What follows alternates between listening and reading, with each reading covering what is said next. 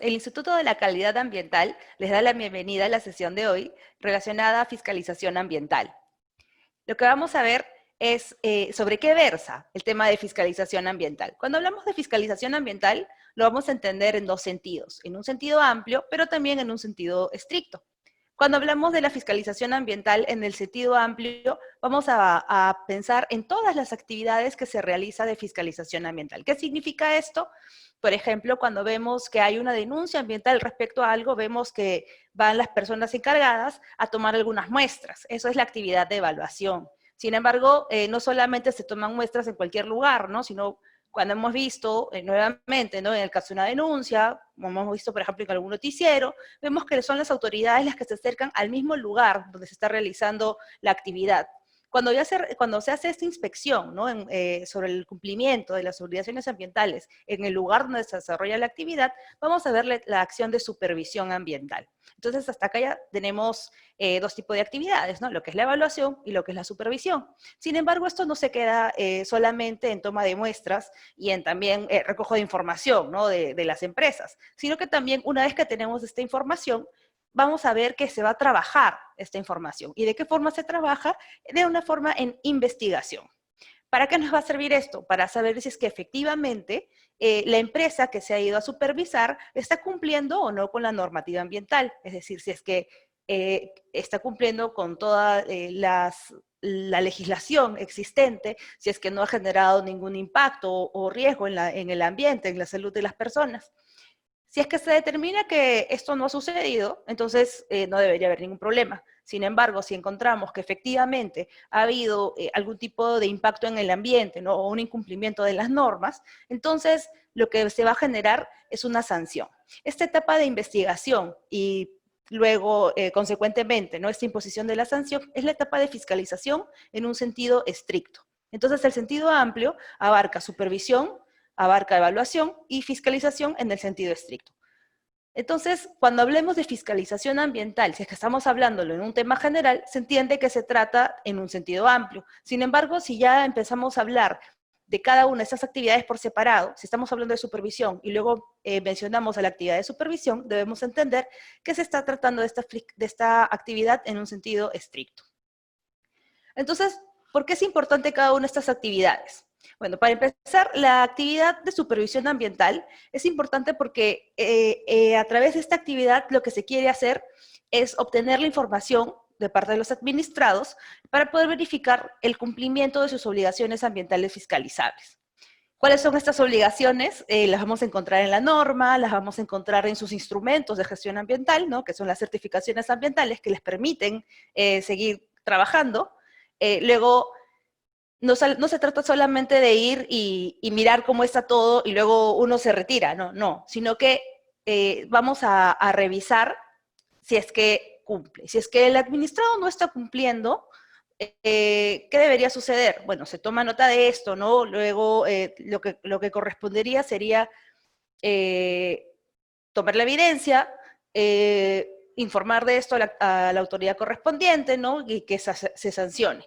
Sin embargo, si hacemos esto, no, lo que vamos a conseguir es que efectivamente hay una conducta que va a ser sancionada y nada más.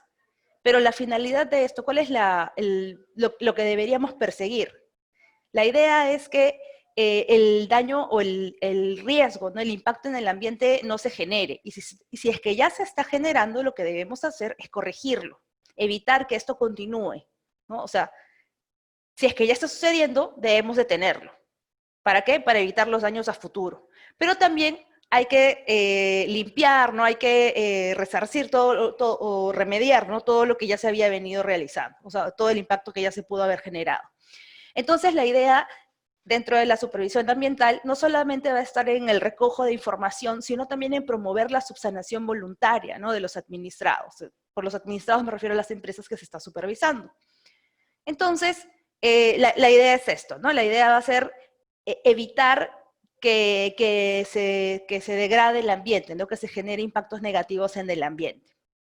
La idea también es recoger información que sirva en caso el administrado, ¿no? En caso no se pueda subsanar este impacto que se esté generando, la idea va a ser obtener medios probatorios que sean idóneos, ¿no? Para sustentar un posible inicio de investigación, ¿no? de esta conducta.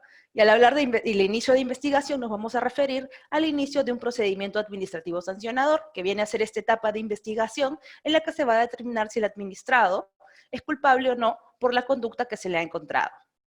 Entonces, la idea es, como ya hemos dicho, obtener medios probatorios. Por ejemplo, ¿qué pasa si yo digo, he visto que hay agua de coloración rojiza que está cayendo cerca a la zona de una actividad económica? Lo que generalmente se piensa es que el agua de coloración rojiza es ácida.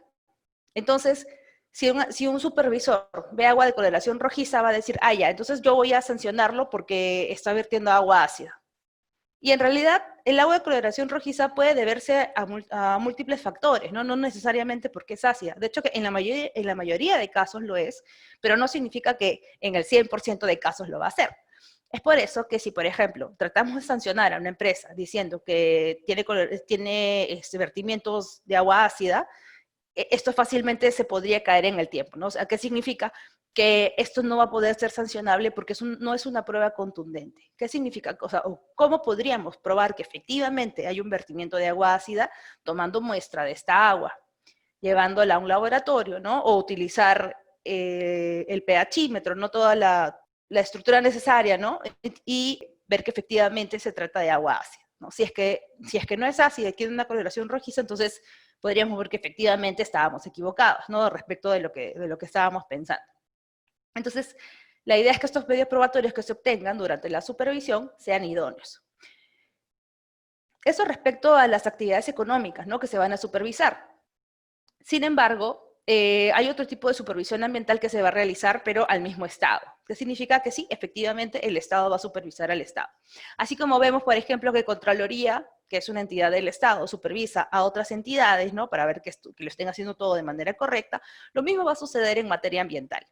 En este caso, cuando hablamos de la fiscalización ambiental, en general, ¿no? Vamos a ver que hay un sistema, el Sistema Nacional de Evaluación y Fiscalización Ambiental. El ente rector de este sistema es el OEFA, el Organismo de Evaluación y Fiscalización Ambiental, que es quien realiza supervisiones a las actividades sobre las cuales tiene competencia. ¿Cuáles son estas? Tenemos en lo que es gran y mediana minería, tenemos en materia de hidrocarburos, de electricidad, se ve temas de pesca, de industria, luego también hay temas relacionados a residuos sólidos, a evitar el ingreso, ¿no? De organismos vivos modificados y también respecto a consultoras ambientales. Entonces, en este caso, el OEFA, siendo el ente rector de este sistema, llamado CINEFA, es quien va a supervisar a las otras entidades de fiscalización ambiental. ¿Qué significa? Que vamos a tener dos tipos de supervisión. Bueno, este es el tema de las obligaciones ambientales que les había mencionado, ¿no? ¿Cuáles son las bases de estas obligaciones ambientales fiscalizables?